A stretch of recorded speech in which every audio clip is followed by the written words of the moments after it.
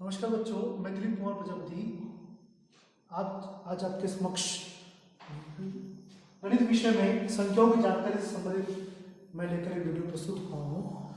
आशा है कि यह वीडियो आपको जरूर पसंद आएगा।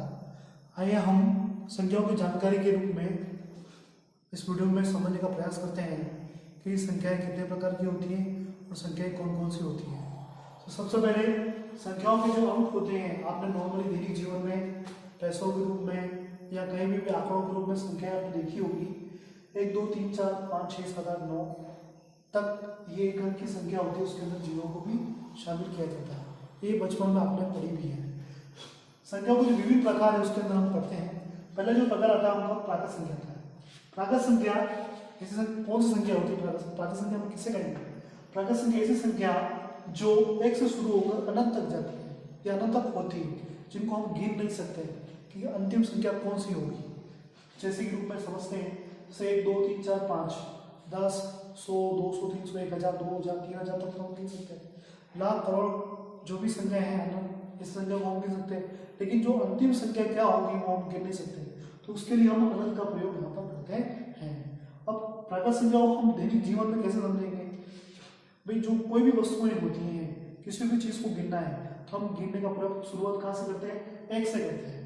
तो ऐसी संख्या है जो हम गिनने की शुरुआत करते हैं, हम एक से करते हैं, वो संख्याएं प्राकृत संख्याएं होती हैं। आगे बढ़ते हैं हम दूसरी संख्या की ओर। प्राकृत संख्या के बाद दूसरी संख्या पढ़ते हैं हम पूर्ण संख्या। पूर्ण संख्या क्या होती है? पूर्ण संख्या ऐसी संख्या जो प्राकृत संख्याओं में जीरो को शामिल कर लेते हैं। मतलब जो प्राकृत संख्या है उसके अलावा जीरो को भी उसका अगर सम्मिलित कर लेते हैं तो हमें पूर्ण संख्या प्राप्त होती है। जैसे 0 1 2 3 4 5 अनंत तक ये हमारी प्राकृत संख्या हो जाएगी। इस प्राकृत संख्या में इस जीरो को भी हम क्या कर लेते हैं? सम्मिलित कर लेते हैं, तो हमें पूर्ण संख्या प्राप्त हो जाती है। तीसरी संख्या की ओर हम बढ़ते हैं। हमारी तीसरी संख्या है ऋणात्मक संख्या। ऐसी संख्या जिनके आगे धन चिन्ह लगा होता है वे धनात्मक संख्या कहलाती है। जैसे उदाहरण के रूप में हम देखते हैं +1 +2 +3 +4 +5 +6। कई कई आपने देखे होंगे कुछ संख्याओं में आगे कोई भी चिन्ह लगा हुआ नहीं होता है।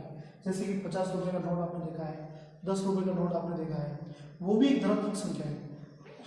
यहाँ सोचने और समझने वाली बात यह है कि अगर किसी संख्या के आगे कोई भी चिन्ह लगा हुआ नहीं, जैसे इन संख्याओं के आगे चिन्ह लगा हुआ नहीं, तो भी ये धनात्मक संख्याएं हैं।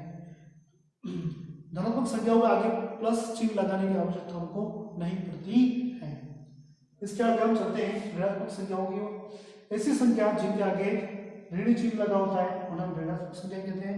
यदि किसी संख्या के सामने, जैसे कि मैंने पहले बताया, अगर धन चिन्ह लगा होगा तो धनात्मक और ऋण चिन्ह लगा होगा तो ऋणात्मक संख्या होती है। उदाहरण के रूप में हम देखें -1 -2 -3 -4 -5 -6 ऐसे लगातार चलती रहेगी।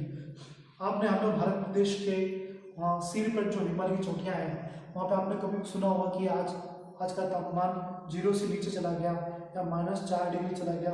वो ऋणात्मक संख्याओं में ही उन तापमानों को प्रस्तुत किया जाता है। आइए हम आगे की संख्या की ओर बढ़ते हैं।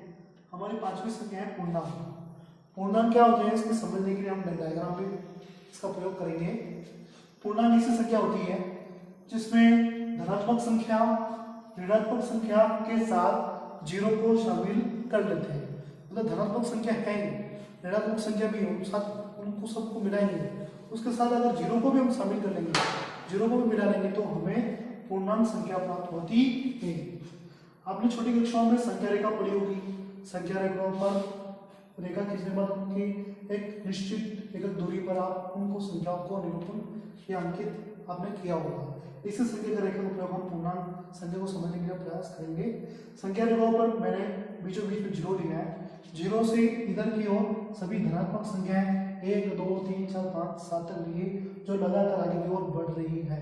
उसकी दूसरी तरफ मैंने ऋणात्मक संख्या ली है जो 1 -1 -2 -3 ऐसे लगातार की ओर घट रही है। बीच में मैंने जीरो लिया है। संख्या रेखाओं पर इधर धनात्मक संख्या है और इधर ऋणात्मक संख्या है और बीच में जीरो। इस प्रकार इन सब संख्याओं को हम सम्मिलित रूप में कर लेते हैं तो हमें पूर्णांक संख्या प्राप्त होती है। आज हम इतनी संख्याओं के बारे में यहाँ पर जानकारी करेंगे। अब अपनी अगली वीडियो में हम आगे आने वाली संख्याओं के बारे में और जानकारी प्राप्त करेंगे। आशा है कि ये वीडियो आपको समझ में आया होगा। धन्यवाद।